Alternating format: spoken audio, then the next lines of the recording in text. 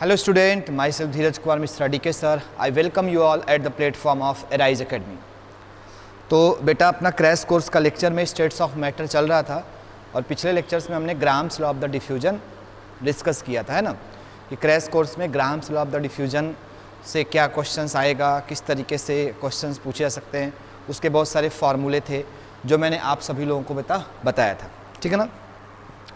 आज हम डिस्कस करने वाले हैं about the kinetic theory of gases, that is kinetic theory of gases, kinetic theory of gases, जिसको हम लोग बेटा KTG के नाम से भी जानते हैं, है ना, काइनेटिक थियरी ऑफ गैसेस से। तो काइनेटिक थियरी ऑफ गैसेस का मतलब जो भी गैसियस मॉलिक्यूल है उनके लिए कुछ लॉज दिए गए थे, है ना।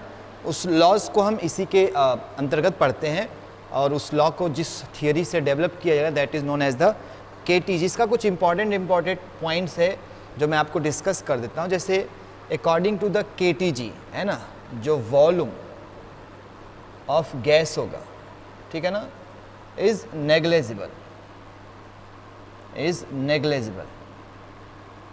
Negligible with respect to the volume of the container, negligible with respect to volume of the, तो ये पॉइंट था जो बड़ा इंपॉर्टेंट पॉइंट था, ठीक है ना। दूसरा, all the collision are elastic, all the collision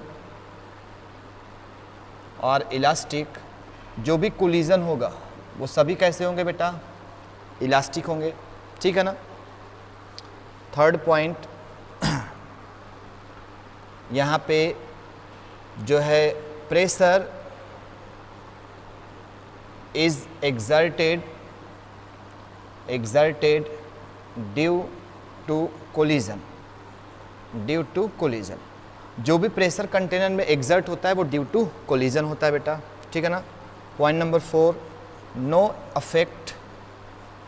no effect of gravity on gas, इसके अकॉर्डिंग गैस पे कोई भी ग्रेविटी का इफेक्ट नहीं होता। Point number 5, follow all the law of Newton's, है ना, जो गैसियस मॉलिक्यूल हैं वो न्यूटन्स के सभी लॉज को फॉलो करेंगे। Point number 6, no loss in kinetic energy और मोमेंटम आफ्टर कोलिजन, है ना। कोलिजन के बाद इसमें काइनेटिक एनर्जी या मोमेंटम में कोई लॉस नहीं होता। ये कुछ पॉसिबल थियरी थे, काइनेटिक थियरी KTG से रिलेटेड, जो आपको ध्यान में बेटा रखना है, ठीक है ना। यहाँ पे जो काइनेटिक थियरी ऑफ गैसेज है उसके लिए एक इक्वेशन दिया गया that PV is equal to 1/3 mn into VRMS square, है ना। ये हमारे पास फार्मूला दिया गया कि जो भी कंटेनर में गैसियस मॉलिक्यूल होंगे वो इस फार्मूले को फॉलो करेंगे। P का मतलब क्या होता है बेटा, so that is the pressure, है ना। V का मतलब क्या है बेटा, this one is the volume. M का मतलब क्या है, mass of A gas. N का मतलब क्या है बेटा, नंबर ऑफ गैस।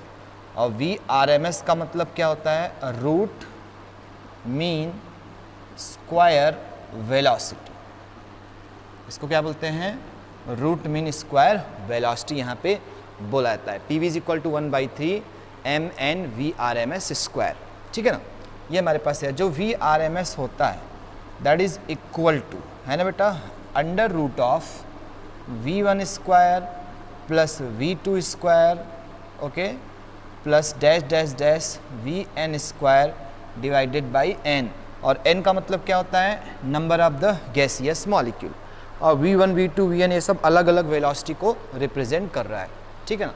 देखो यहाँ पे जो काइनेटिक एनर्जी होता है, kinetic energy that is equal to 3/2 nRT, ठीक है ना, फॉर N मोल। किसके लिए होता है, N मोल के लिए होता है। So kinetic energy will be equal to 3/2 RT for 1 mole ये कितने मोल के लिए बेटा? 1 मोल के लिए। Kinetic energy is equal to 3/2 R/Na into T for 1 molecule. ये एक मॉलिक्यूल का काइनेटिक एनर्जी होगा, है ना। So kinetic energy is equal to 3/2 kBT। ये किसके लिए है? For 1 molecule. ये भी किसके लिए बेटा? 1 मॉलिक्यूल के लिए। जो kB होता है that is equal to R/Na, that is equal to 1.38 into 10⁻⁻23 joule per kelvin. It is known as Boltzmann constant. इसको क्या बोलते हैं? So this one is known as Boltzmann constant. ये कभी कभी आपसे पूछ लिया जाता है कि काइनेटिक एनर्जी निकालो क्या होगा, ठीक है ना। तो काइनेटिक एनर्जी आप इस तरीके से बेटा निकाल सकते हैं। तो यहाँ पे आपको मिला kinetic energy is directly proportional to temperature. किस पे डिपेंड करता है? टेम्परेचर पे डिपेंड करता है। So kinetic energy of 1 divided by kinetic energy of 2 it is equal to temperature of 1 temperature of 2 for the same gaseous molecule. So at constant, यहाँ पे लिखा R एंड मोल, ठीक है ना। मोल कांस्टेंट अगर है तो आप इस तरीके से फॉर्मूला अप्लाई कर सकते हो। सो ये बातें थी जो काइनेटिक एनर्जी से रिलेटेड हैं, जो आप लोगों से पूछी जा सकती हैं, ठीक है ना। इसको नोट कर लो। मतलब 2 तरीके का क्वेश्चन है। एक PV is equal to 1/3 mn VRMS square से बनता है, और दूसरा काइनेटिक एनर्जी निकालने के लिए बनेगा। तो काइनेटिक एनर्जी n मोल का पूछा जाए, फार्मूला 3/2 RT है ना। ये 1 मोल के लिए है, ये 1 मॉलिक्यूल के लिए है, ये भी 1 मॉलिक्यूल के लिए। kB का मतलब क्या होता है? बोल्ट्जमैन कांस्टेंट, जिसको निकालने का ये फार्मूला होता है 1.38 इंटू 10⁻⁻23 जूल पर केल्विन। और जो आपके सामने यहाँ पे चीज़ें लिखी हुई हैं, इसको हम अप्लाई करके इसके बारे में जान सकते हैं। नोट कर लो बेटा इसको सभी लोग।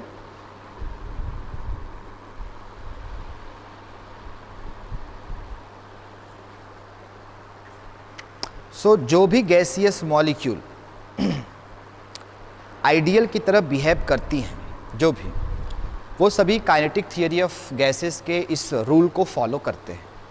जो भी गैसियस मॉलिक्यूल आइडियल की तरह बिहेव करते हैं, वो इन सभी रूल को बेटा फॉलो करते हैं, है ना। इन सभी रूल को वो फॉलो करते हैं। उसके बेसिस पे कुछ क्वेश्चंस वगैरह हैं, अगर बनते हैं तो वो हम लोगों से पूछे जा सकते हैं, है ना। तो काइनेटिक थियरी ऑफ गैसेस का जो थियोरेटिकल अप्रोच है, वो भी आप सभी लोगों को ध्यान में रखना है, क्योंकि वहाँ से भी क्वेश्चंस पूछे जाते हैं। तो अगर वहाँ से क्वेश्चंस पूछे गए तो आपको मालूम होना चाहिए, है ना, कि इसमें जो थियोरेटिकल अप्रोच है वो क्या होता है और किस तरीके से उससे रिलेट करके क्वेश्चंस बेटा बन सकते हैं। इम्पॉर्टेंट है, आपको जानना ज़रूरी है, क्योंकि वहाँ से कई बार एग्ज़ाम में क्वेश्चंस आते हैं, है ना। तो यहाँ पे अब आपके पास अलग अलग टाइप की वेलोसिटीज़ आती हैं। एक वेलोसिटी हमने लिखा RMS, जिसका रूट मीन स्क्वायर वेलोसिटी नाम होता है। इसका एक और फार्मूला होता है, देखो, that is 3RT divided by m। RT is equal to क्या होता है? PV, so that is also equal to 3PV divided by m। ये 1 मोल के लिए लिखा जा रहा है। कितने मोल के लिए? फॉर 1 मोल, है ना बेटा, फॉर 1 मोल। m का मतलब क्या होता है यहाँ पे? Molecular weight. एक वेलोसिटी होता है v most probable, that is equal to √2RT divided by m। 2RT divided by m, that is also equal to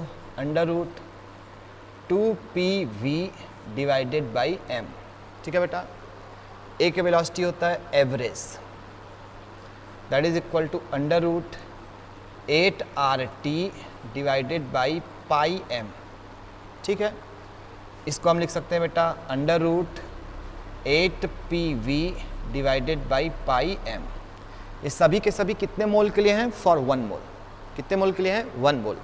जहाँ पे बेटा जो m है, this one represent the molecular weight. किसको रिप्रेजेंट करेगा? मॉलिक्यूलर वेट को।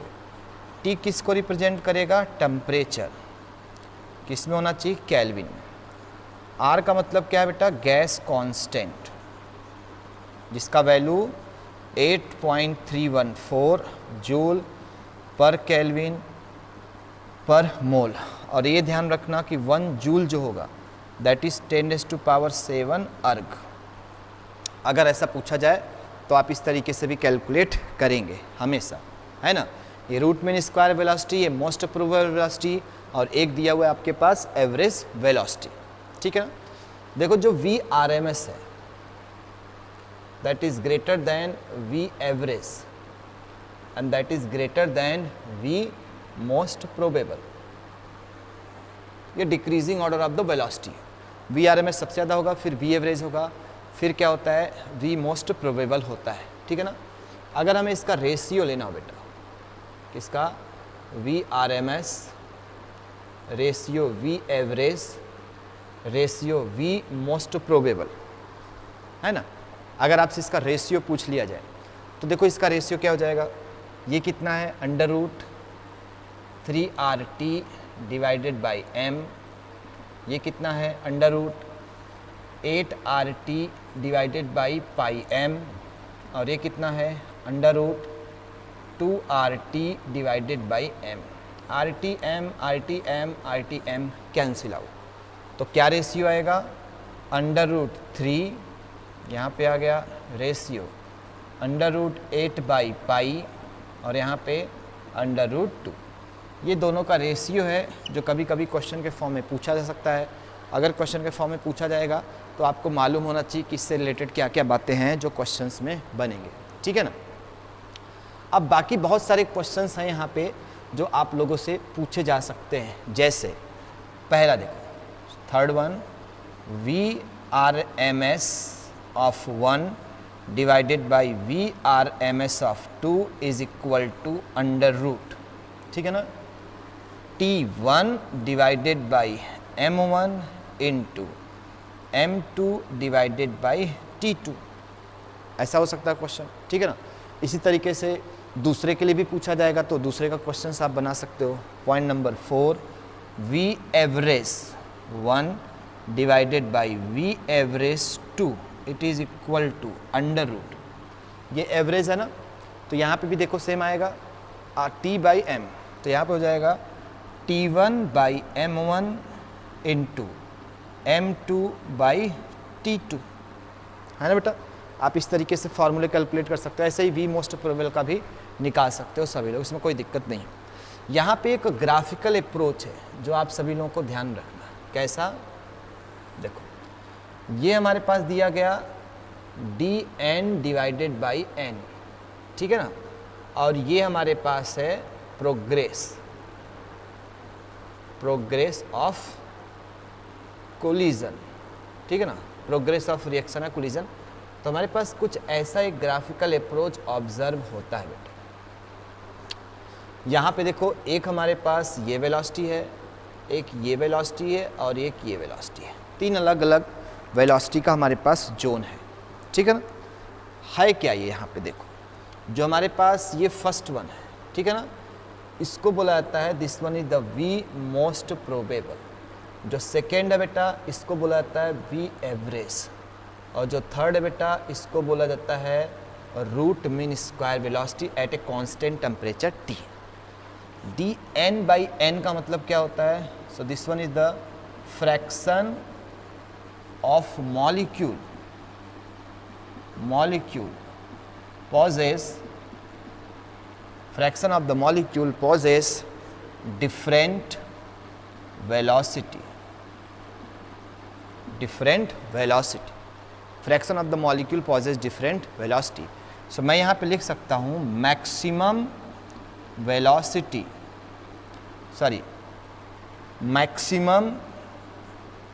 molecule contain V most probable velocity, है ना। सबसे ज़्यादा मॉलिक्यूल किस वेलोसिटी को कंटेन करते हैं बेटा? सो उसका आंसर है V मोस्ट प्रोबेबल वेलोसिटी। उसके बाद कौन आएगा? एवरेज। उसके बाद कौन आएगा? VRMS। मतलब सबसे कम जो गैसियस मॉलिक्यूल वेलोसिटी रखती हैं, सबसे कम नंबर ऑफ गैसियस मॉलिक्यूल, वो कौन सा होगा? आरएमएस। और सबसे ज़्यादा number of the gaseous molecule जिस वेलोसिटी को ऑक्युपाइड करती हैं उसको क्या बोलते हैं बेटा? मोस्ट प्रोबेबल वेलोसिटी, है ना। अलग अलग टेम्परेचर पे अगर आप इसका ग्राफ बनाओ तो यहाँ पे आपके पास एक इस तरीके से इस कर्व का नाम होता है बेटा बोल्ट्जमैन डिस्ट्रीब्यूशन कर्व, इसको क्या बोलते हैं? So this one is known as Boltzmann distribution curve at a constant temperature. मान लो मैंने एक ग्राफ ऐसे बना लिया, ठीक है ना, ये फर्स्ट वन है। इसके बाद हमने एक ग्राफ और ऐसे बनाया,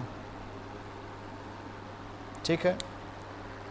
फिर इसके बाद हमने एक ग्राफ और बना दिया यहाँ पे, थोड़ा इसको अच्छा बनाते हैं। ये हमारे पास कुछ ऐसे हुआ। इसके बाद एक ग्राफ हमने और बनाया बेटा, ये देखो, ये हमने ग्राफ बनाया, ठीक है ना।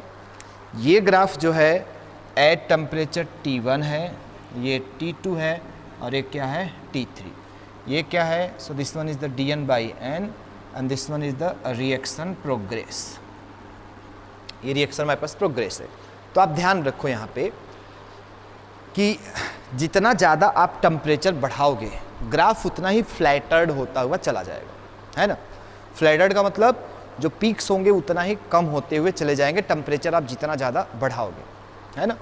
तो सबसे पीक जिसका कम होगा उसका टेम्परेचर सबसे ज़्यादा, तो सबसे ज़्यादा टेम्परेचर किसका होगा बेटा? T3 का। उसके बाद किसका होगा? T2 का। उसके बाद किसका होगा? T1 का। This is the decreasing order of temperature, decreasing order of temperature. ये क्या है? तो आप बोल सकते हो this one is the decreasing order of temperature, T3 is greater then T2 is greater then T1। तो इतनी बातें हैं जो आपको KTG से रिलेटेड जानना है, जहाँ से क्वेश्चंस एग्जाम में पूछा जा सकता है KTG से रिलेटेड। तो अगर क्वेश्चंस पूछा जाएगा तो बेटा ये वो चीज़ें हैं जो आप सभी लोगों को ध्यान में रखना है। फटाफट इसको पॉज करो और वीडियो को नोट करो सभी लोग।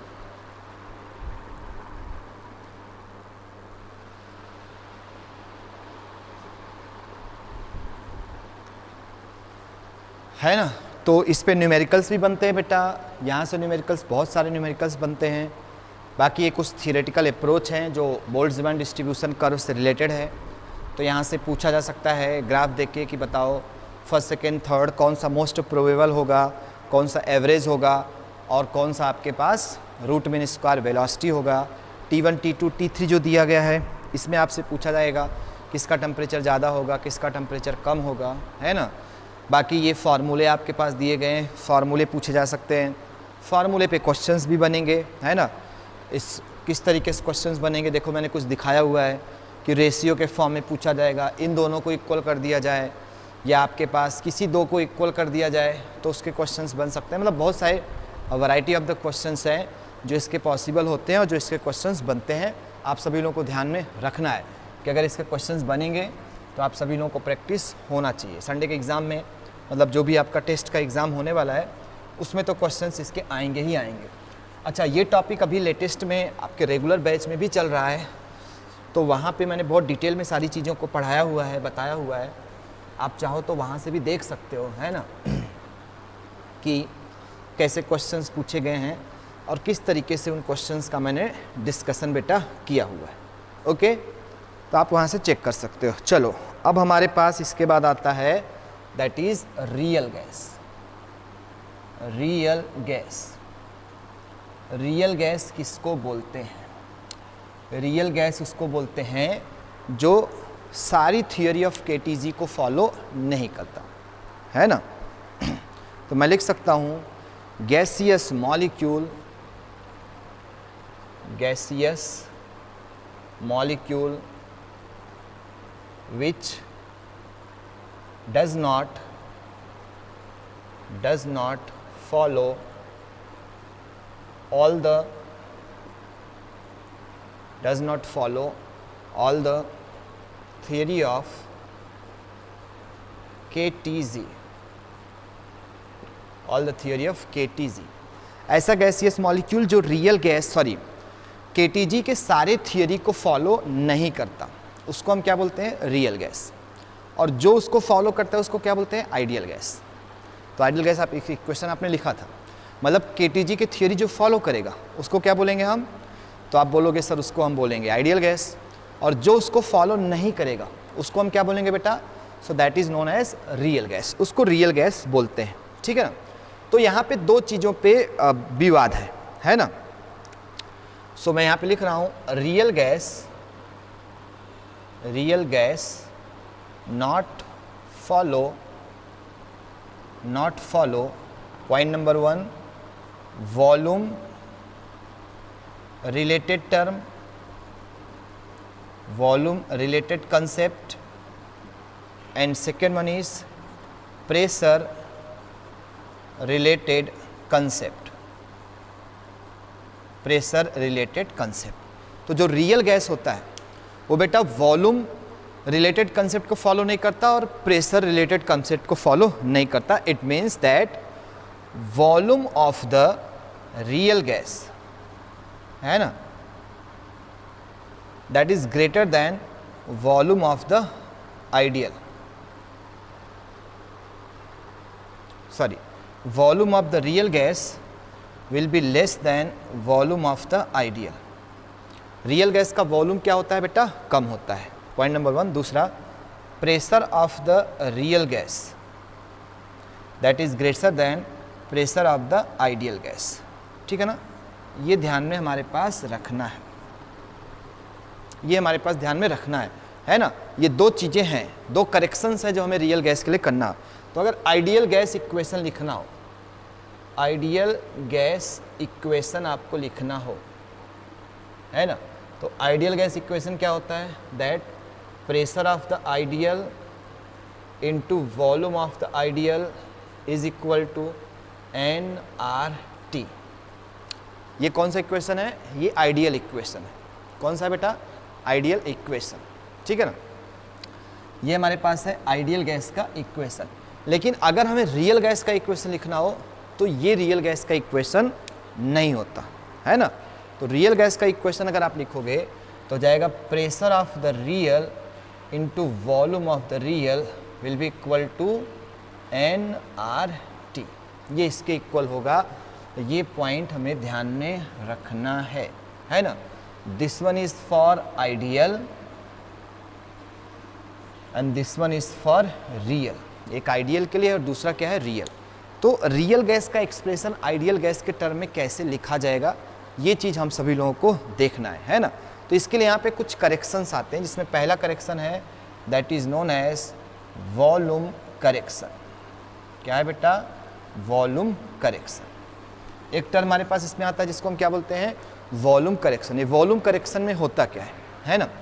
वॉल्यूम करेक्शन में हमारे पास एक टर्म आता है that is known as excluded volume. क्या आता है बेटा, एक्सक्लूडेड वॉल्यूम। एक्सक्लूडेड वॉल्यूम किसके इक्वल होता है, देखो, that is equal to 4 × 4/3 πr³। ये एक्सक्लूडेड वॉल्यूम है, इसको क्या बोलते हैं बेटा, so that is known as excluded volume for 1 molecule where R it stand for radius of gas, है ना। एंड ये इस तरीके से होता है, एक गैस ये है और एक गैस ये है ना। तो यहाँ से यहाँ तक का डिस्टेंस R, यहाँ से यहाँ तक का डिस्टेंस R। तो ये जो पूरा बनता है इसको बोलते हैं एक्सक्लूडेड वॉल्यूम, है ना। ये पूरा क्या है, so this one is the excluded volume. So excluded volume कितने रेडियस से बनता है, तो आप बोलोगे 2R, है ना। सो यहाँ पे मैं लिख सकता हूँ 2R is the distance between collision of 2 gas. अगर 2 गैस के कोलिजन का डिस्टेंस पूछा जाए तो उसका आंसर आपको क्या निकालना है बेटा, 2R निकालना है ना। Distance between collision of the 2 gas. तो एक्सक्लूडेड वॉल्यूम का फॉर्मूला क्या हो गया, 4 × 4/3 πr³। Point number 2, excluded volume volume that is equal to 4 into 4/3 pi R cube is represented by B for 1 molecule. ये एक मॉलिक्यूल का एक्सक्लूडेड वॉल्यूम है ना, सो मैं लिखूंगा excluded volume for n mole of gas, so that is equal to NB। वो कितना हो जाएगा बेटा, NB हो जाएगा। सो पॉइंट नंबर 4 हमारे पास मिला, that is volume of the real gas will be equal to volume of the ideal minus NB, है ना।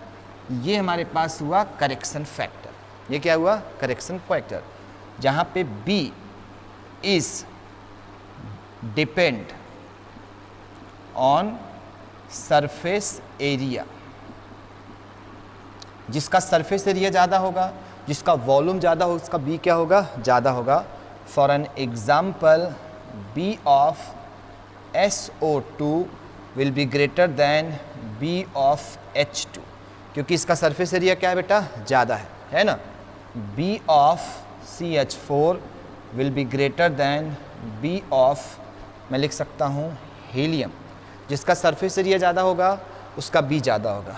B of organ will be greater then B of helium.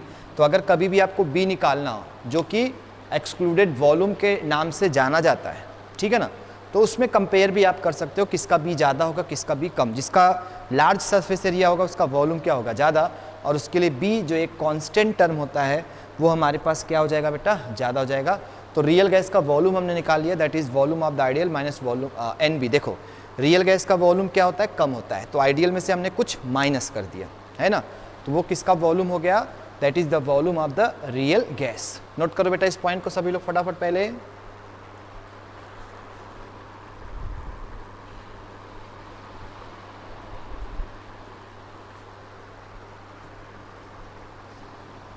ठीक है, चलो रफ कर देते हैं इसको हम लोग।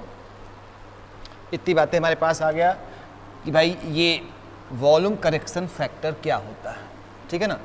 तो वॉल्यूम करेक्शन में volume of the real gas हमारे पास आ गया, and volume of the real gas is volume of the ideal minus NB, where N represent the mole of the gas.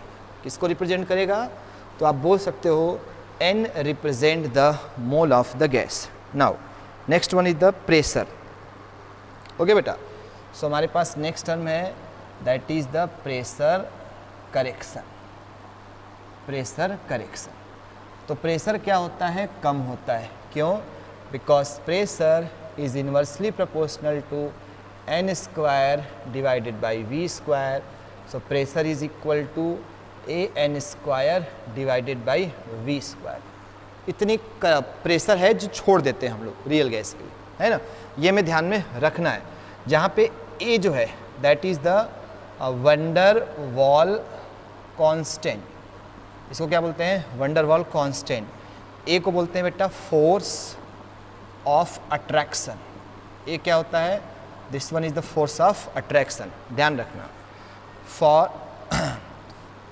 A of polar is greater than A of non polar. जब भी compare करोगे force of attraction, तो polar का force of attraction non polar से क्या होगा, ज़्यादा होगा, ठीक है ना। For non polar A is directly proportional to, आप बोल सकते हो number of, sorry directly proportional to molecular weight. किसके डायरेक्टली प्रोपोर्शनल होगा, मॉलिक्यूलर वेट के। किसके लिए बेटा, नॉन पोलर के लिए। पॉइंट नंबर 3 है ना, for non polar A is directly proportional to number of atom also. Number of atom के भी क्या होता है, डायरेक्टली प्रोपोर्शनल। तो अगर A कंपेयर करना हो, है ना, जिसका A ज़्यादा होगा उसका फोर्स ऑफ अट्रैक्शन क्या होगा, ज़्यादा होगा, है ना। ये ध्यान रखना। पॉइंट नंबर 3, ये क्या है, वंडरवॉल कांस्टेंट है। सो एग्जाम्पल, मान लो NH3 है और क्या है CO2। पूछा जाए किसका फोर्स ऑफ अट्रैक्शन ज़्यादा होगा, तो देखो ये क्या है, this one is polar, this one is non polar, तो इसका फोर्स ऑफ अट्रैक्शन क्या हो गया, ज़्यादा हो गया, है ना। मान लो CO2 है और ये क्या है CH4, ये भी नॉन पोलर है, ये भी नॉन पोलर है, इसका मॉलिक्यूलर वेट ज़्यादा है तो CH4 का ये क्या होगा, ज़्यादा होगा, CH4H2, ठीक है ना, इसका क्या होगा, ज़्यादा होगा। नॉन पोलर, ये क्या है, नॉन पोलर। H2 हीलियम, किसका ज़्यादा होगा, H2 का ज़्यादा होगा, नंबर ऑफ एटम यहाँ पे क्या है, ज़्यादा है। हीलियम ऑर्गन, ऑर्गन का ए क्या होगा, ज़्यादा होगा क्योंकि मॉलिक्यूलर वेट क्या है, ज़्यादा। ध्यान रखना ए से रिलेटेड क्वेश्चन पूछा जाता है बेटा, अगर ए से रिलेटेड क्वेश्चन पूछा जाएगा तो ये कंपैरिजन ऑफ ए है ना, this one is the comparison of A. मैंने क्या लिखा है, तो आप बोल सकते हो कंपैरिजन ऑफ ए वैल्यू। ये फोर्स ऑफ अट्रैक्शन का हमने क्या किया हुआ है, कंपैरिजन किया हुआ है।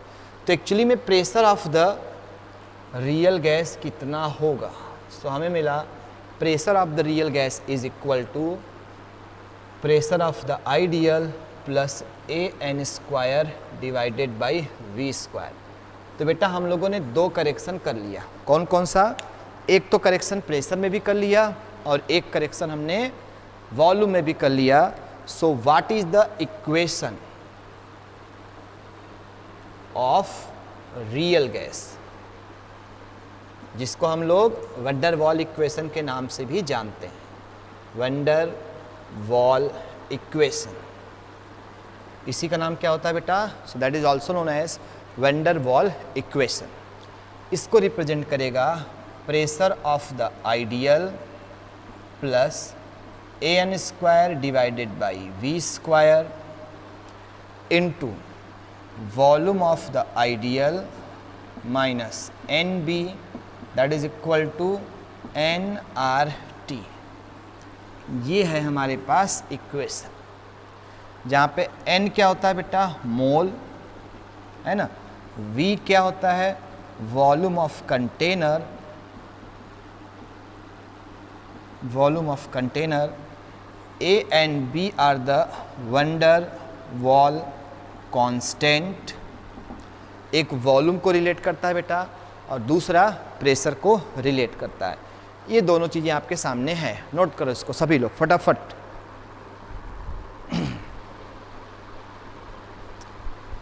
Pressure of the real gas, pressure में करेक्शन देखा आपने, फिर वॉल्यूम में करेक्शन देखा, फिर प्रेशर और वॉल्यूम का जो करेक्शन हमने किया उसको आइडियल इक्वेशन में सब्स्टिट्यूट कर दिया, तो हमारे पास रियल गैस का इक्वेशन आ गया।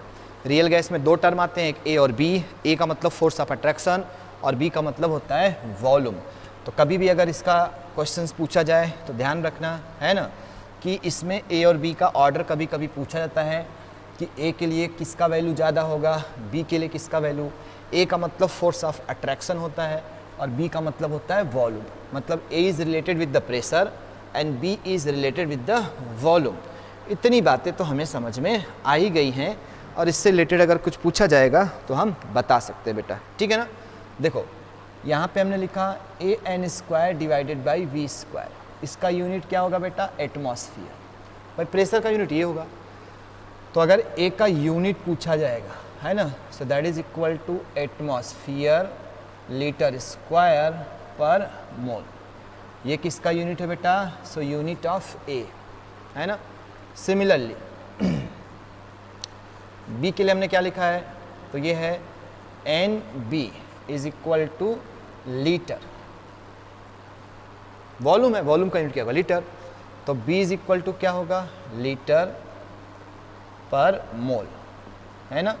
ये हमारे पास किसका यूनिट है, so this one is the unit of B। Question में कभी कभी A और B का यूनिट भी पूछा जाता है, तो इसको सभी लोगों को बेटा ध्यान में रखना है ना, किस तरीके से क्वेश्चंस बनेगा। नेक्स्ट बेटा अगर मैं यहाँ पे लिखता हूँ that pressure of the real into volume of the real is equal to nRT, pressure of the ideal into volume of the ideal that is also equal to nRT है ना। तो यहाँ पे मैं एक रेशियो लेता हूँ Z, that is pressure of the real into volume of the real divided by pressure of the ideal into volume of the ideal. हमारे पास एक टर्म यहाँ पे इस टाइप से बेटा आता है, यहाँ पे इसको हम ऐसे भी लिख सकते हैं that Z is equal to pressure into molar volume divided by nRT। तो यहाँ पे यार एक टर्म आया है जेड, क्या आया है जेड। ये जो जेड होता है that is known as compressibility factor, compressibility factor, इसको क्या बोलते हैं बेटा? So this one is known as compressibility factor, ठीक है ना। देखो जेड की 3 वैल्यू है, कौन कौन सी? जेड की वैल्यू +1 होगा, पॉजिटिव, या 1 या तो नेगेटिव। अगर जेड की वैल्यू पॉजिटिव होगी तो इसको हम बोलेंगे रियल गैस, अगर जेड की वैल्यू नेगेटिव होगी तो इसको भी बोलेंगे हम रियल गैस, और जेड की वैल्यू 1 होगी तो इसको हम बोलेंगे आइडियल गैस, है ना। सो कंप्रेसिबिलिटी फैक्टर के बेसिस पे हमारे पास 3 जेड की वैल्यू आई, Z is positive, Z is negative and Z is equal to 1। एक आइडियल है, आइडियल कब होगा? जब कंप्रेसिबिलिटी फैक्टर का वैल्यू कितना होगा? 1। पॉजिटिव जब हमारे पास ये होगा, ठीक है ना। तो देखो मैंने लिखा यहाँ पे if Z is equal to 1, अगर ऐसा है तो पॉइंट नंबर 1, ये कौन सा गैस होगा बेटा? आइडियल गैस होगा, ठीक है ना। आइडियल गैस हमारे पास होगा, आइडियल गैस है तो नॉट पॉसिबल टू कंप्रेस, इसको हम कंप्रेस नहीं कर सकते बेटा। Point number 3, volume at STP will be equal to 22.4 litre, volume कितना होगा? 22.4 litre. Similarly if Z is greater than 1 है, जेड क्या है बेटा? ग्रेटर देन 1, तो ये कौन सा गैस है? This one is the real gas, ठीक है ना। इसको क्या बोला जाएगा? This one is the positive deviation from ideal gas, ideal gas, इसको बोला जाएगा positive deviation from ideal gas. Point number 2, volume at STP will be greater then 22.4 litre, ठीक है ना बेटा। पॉइंट नंबर 4, जब भी वॉल्यूम ग्रेटर होगा सो यहाँ पे हाई प्रेशर होगा, हमेशा हाई प्रेशर, और repulsion is greater than attraction, repulsion क्या होगा? Greater than attraction. Point number 6, very difficult to compress, very difficult to compress, इसको कंप्रेस करना बहुत ही ज़्यादा डिफ़िकल्ट होगा जब क्या होगा बेटा?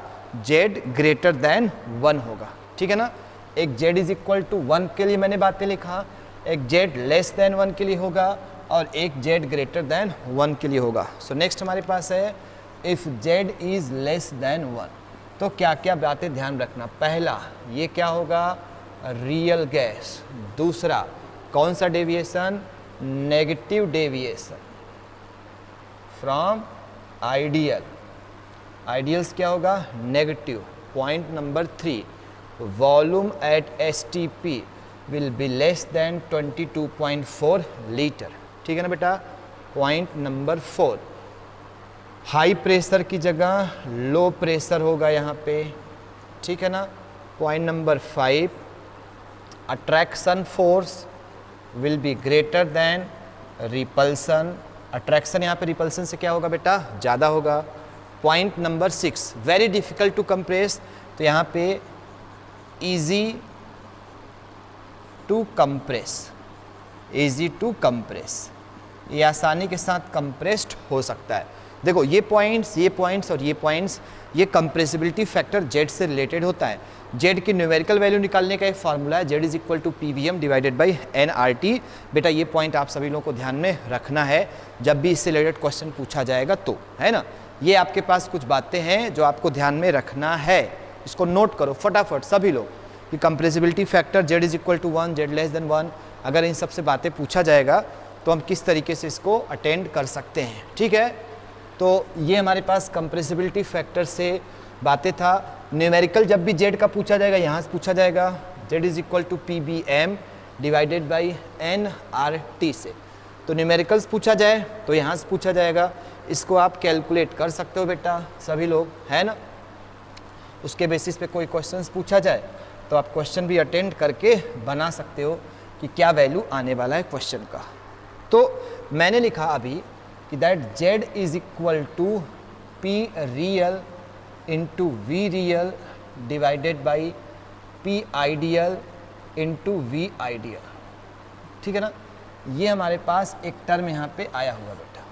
तो ये ऑब्जर्व हुआ दैट अगर somehow p real is equal to p ideal अगर हो जाए बेटा, है ना, तो जो z होगा that is equal to v real divided by v ideal and it is greater than 1 आता है।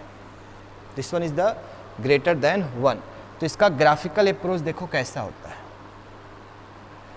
ये हमारे पास है वॉल्यूम और ये हमारे पास है प्रेशर, ठीक है ना। ये हमारे पास इस टाइप से ग्राफ ऑब्जर्व होगा बेटा, ठीक है। ये जो होगा this one is for real gas और ये किसके लिए होगा, this one is for ideal gas. ये रियल गैस के लिए होगा और ये किसके लिए हो गया, आइडियल गैस के लिए, ठीक है ना। तो देखो जो ऊपर है उसका वॉल्यूम क्या है बेटा, ज़्यादा है। आप देख सकते हो अगर मैंने प्रेशर कांस्टेंट भी कर दिया तो इसका वॉल्यूम क्या होगा, ज़्यादा होगा और इसका वॉल्यूम क्या होगा, कम होगा। इस टाइप से क्वेश्चंस हैं जो पूछे जाते हैं वॉल्यूम से रिलेटेड। तो अगर आपसे पूछा जाए तो रियल गैस हमेशा ऊपर होगा और जो आइडियल गैस होगा वो कहाँ पे होगा, नीचे होगा। ये ग्राफिकल अप्रोच है जो आप सभी लोगों को ध्यान में रखना है। एक और देखो ग्राफिकल अप्रोच, ये हमारे पास है बेटा z is equal to 1, z is positive, z is negative. एक ग्राफ ऐसे हुआ, एक ग्राफ ऐसे हुआ, ठीक है ना। तो इस वाले ग्राफ को हम बोलेंगे पॉजिटिव डेविएशन, इसको बोलेंगे नेगेटिव डेविएशन, और यहाँ पे 1 है सो नो डेविएशन। इसको क्या बोलेंगे, this one is no deviation. ये है बेटा रियल गैस, ये क्या है बेटा, रियल गैस, और ये क्या है बेटा, आइडियल गैस। ये क्या है, आइडियल गैस। इसका एक ग्राफ और देखो यहाँ पे ऐसे, ये है z इज इक्वल टू 1, ये फर्स्ट है, ये सेकेंड है ना। इसके बाद ये 1, ये है 2 और ये है 3, ठीक है बेटा। ये है हाइड्रोजन, ये है helium, this one is the NH3CO2 और ये क्या है, N2, है ना। अगर हमसे ऐसे ग्राफ पूछा जाए तो पूछा जाए अरेंज द फॉलोइंग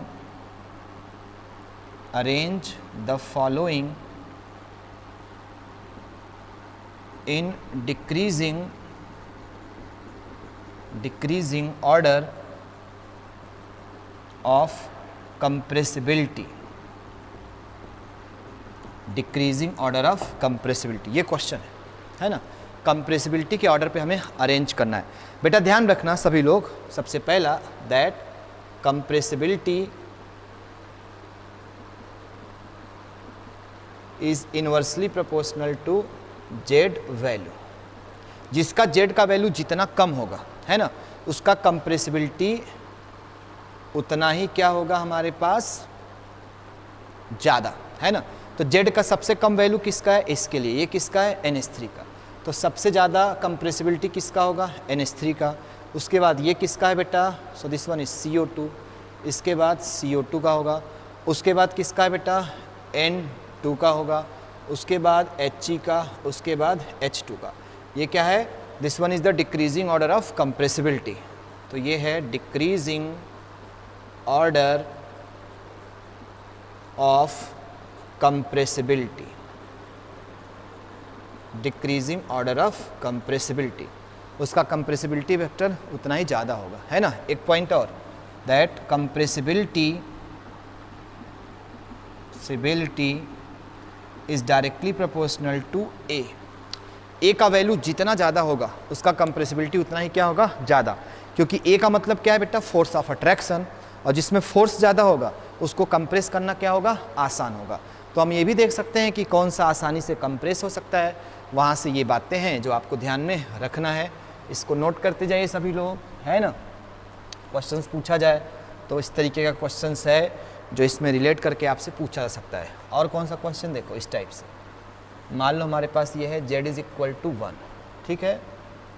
तो एक हमारे पास इस टाइप से दिया गया, एक इस टाइप से, एक इधर से, ये है T1, ये है T2, ये है T3, ये पॉजिटिव, ये नेगेटिव और z इज इक्वल टू 1, है ना।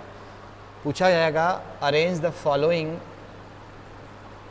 Arrange the given temperature in decreasing order, in decreasing order.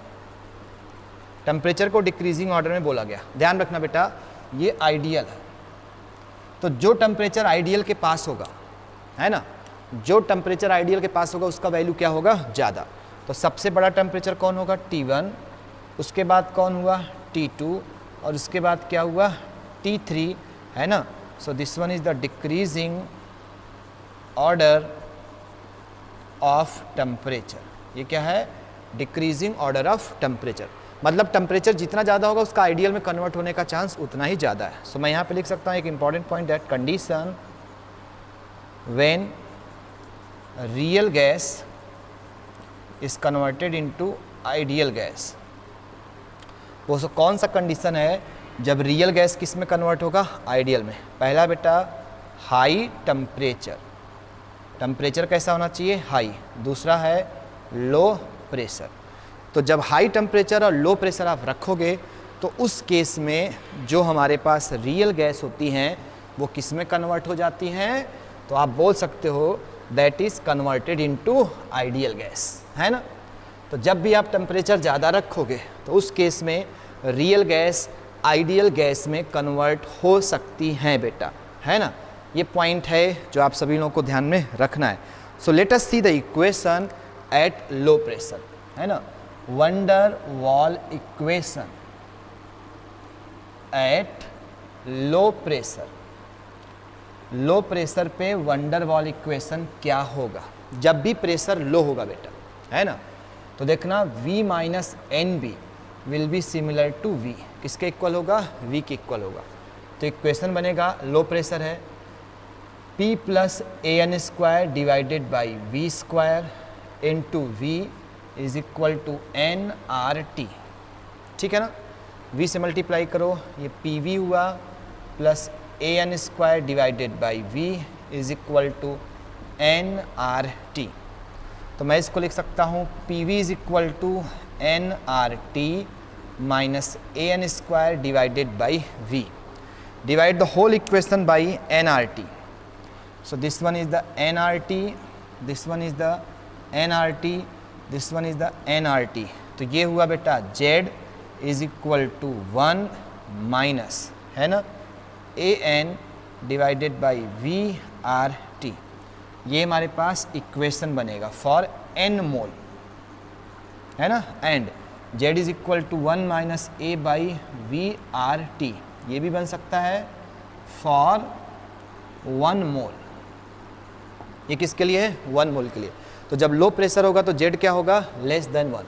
So eight low pressure Z is less than 1। Z क्या होगा, हमेशा लेस देन 1 होगा जब भी प्रेशर क्या होगा बेटा, लो होगा, ठीक है ना। दूसरा नेक्स्ट, एट हाई प्रेशर, जब प्रेशर क्या होगा, हाई होगा, प्रेशर क्या होगा, हाई होगा। In that case P plus AN square divided by V square is equal to P। वो किसके इक्वल होगा, P के इक्वल होगा। तो इक्वेशन क्या बनेगा, P minus NV is equal to NRT। So PV minus PNB is equal to NRT। उस side ले जाओ बेटा, तो ये हो गया PV is equal to NRT plus PNB। पूरे इक्वेशन को NRT से हम क्या करेंगे, डिवाइड करेंगे। So divided by NRT, NRT, NRT। तो ये क्या हो गया, Z। So Z is equal to क्या है, 1 plus P B divided by R T. देखो हमारे पास ये बन गया इक्वेशन, है ना। ये कब बनेगा? At high pressure. वो कब बनेगा बेटा? At low pressure. थर्ड है एट मॉडरेट प्रेशर। जब प्रेशर कैसा होगा? मॉडरेट प्रेशर होगा, है ना। So in the case of the moderate pressure P plus A by V square into V minus B is equal to R T for 1 mole. कितने mole के लिए बेटा? 1 मोल के लिए। तो मैं इसको लिखूंगा P V minus P B, P से दोनों को मल्टीप्लाई किया, plus A by V minus A B by V square is equal to R T. पूरे टर्म को उधर ले जाओ तो P V is equal to R T plus P B minus A by V plus A B by V square. ठीक है ना। ये टर्म हमारे पास वैसे भी जीरो को टेंड करेगा, वेलोसिटी अब वी का स्क्वायर कर रहे हैं, है ना। तो मैं लिखूंगा P V is equal to R T plus P B minus A by V. पूरे इक्वेशन को एन आर टी से डिवाइड कर देंगे, आर टी से divided by R T and R T. तो क्या हो गया? Z is equal to 1 plus P B by R T minus A by V R T. ये इक्वेशन मिलेगा बेटा, कब मिलेगा? At moderate pressure, at moderate pressure. तो उतनी बातें हमारे पास हैं, है ना। मैंने सब आपको यहाँ पे ग्राफिकल अप्रोच भी दिखाया कि किस तरीके से बातें हो रही हैं, क्या क्या चीज़ें हैं जो हमें ध्यान रखना है, जहाँ से क्वेश्चंस रिलेट करके हम लोगों से पूछे जा सकते हैं। इसमें एक चीज़ ध्यान रखना है दैट फॉर आइडियल अगर आइडियल में कन्वर्ट होना है, if real gas is converted into ideal gas, in that case Pb by RT, जो लास्ट इक्वेशन लिखा है बेटा यहाँ पे देखो, Z इज इक्वल टू 1 हो जाए तो ये क्या होगा? आइडियल। तो ये दोनों टर्म किसके इक्वल होंगे? जीरो के। तो मैंने लिखा Pb बाई RT माइनस क्या लिखा? A by V R T must be equal to 0। इसका मतलब जो Pb बाई RT है ये किसके इक्वल होना चाहिए? A by V R T की इक्वल। आर टी से आर टी क्या हुआ? कैंसिल आउट, है ना बेटा। तो इसका मतलब यहाँ पे जो P इंटू वी है that is equal to A by B. Equation number 1। P V is equal to क्या होता है? एन आर टी, ठीक है ना, फॉर 1 मोल। सो मैं लिख सकता हूँ R T is equal to A by V. So T is equal to क्या हुआ? A by R B. ये टेम्परेचर, ये ऐसा टेम्परेचर है जिस पे रियल गैस किस में कन्वर्ट होगा? Ideal gas. और इसको बोला जाता है TB, where TB is known as Boyle's temperature. Boyle's temperature कौन सा टेम्परेचर होता है बेटा? So temperature at which real gas is converted into ideal gas. ऐसा टेम्परेचर जिस पे रियल गैस आइडियल गैस पे कन्वर्ट हो जाता है उसको क्या बोला जाता है? बॉयल्स टेम्परेचर बोला जाता है। And T B is equal to क्या होगा बेटा? A by R B. अगर आपको बॉयल्स टेम्परेचर निकालना है तो A divided by R B कर दीजिए, आपके पास क्वेश्चन का आंसर आ जाएगा। नोट कर इसको सभी लोग फटाफट। इतनी बातें हो गई हमारे पास।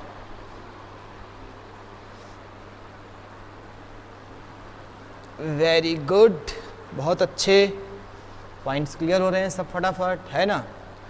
क्वेश्चंस भी बेटा अगर इसका आएगा तो आप देख ही सकते हो किस तरीके से मैं सारे पॉइंट्स आपको डिस्कस कर रहा हूँ in the crash course also. मतलब क्रैश कोर्स में भी डीके सर ने कुछ भी नहीं छोड़ा है, आप मिला सकते हो सभी लोग। इसका करंट का भी लेक्चर चल रहा है और इसका भी लेक्चर चल रहा है। जो भी मैंने बातें वहाँ पे डिस्कस किया है वही बातें मैंने यहाँ पे भी डिस्कस किया हुआ है। ऐसा नहीं कि जो वहाँ पे और यहाँ पे दोनों में कुछ डिफरेंस है ना। सभी चीज़ें सेम है, बस नंबर ऑफ़ द क्वेश्चंस वहाँ पे ज़्यादा होते हैं, यहाँ पे नंबर ऑफ़ द क्वेश्चंस कम हो जाते हैं और कुछ भी नहीं। बट थियोरेटिकल अप्रोच दोनों में क्या होता है? सेम होता है। नेक्स्ट टर्म हमारे पास है बहुत प्यारा, जिसको बोलते हैं लिक्विफैक्शन। लिक्विफैक्शन क्या होता है लिक्विफैक्शन, है ना। When gas is converted into liquid, तो इसको क्या बोलते हैं, लिक्विफैक्शन बोलते हैं, ठीक है ना। गैस जब लिक्विड में कन्वर्ट हो जाता है तो उसको लिक्विफैक्शन बोलते हैं। So what is the condition of liquefaction, condition of liquefaction that pressure of the gas must be high, pressure क्या होना चाहिए बेटा, हाई होना चाहिए। Second, temperature of the gas must be low, अगर किसी गैस को लिक्विड में कन्वर्ट करना है तो उसको कंप्रेस करना होगा, तो ऑब्वियसली प्रेशर क्या होगा, हाई, और टेम्परेचर ऑफ द गैस क्या होगा, लो होना चाहिए, ठीक है ना। ये पॉइंट है जो हम सभी लोगों को ध्यान में रखना है। और लिक्विफैक्शन को हम इस तरीके से बेटा प्रेजेंट करते हैं, देख लो, ये मान लो प्रेशर है और ये क्या दिया है, वॉल्यूम, और इस तरीके से इसको प्रेजेंट किया जाता है, ठीक है ना।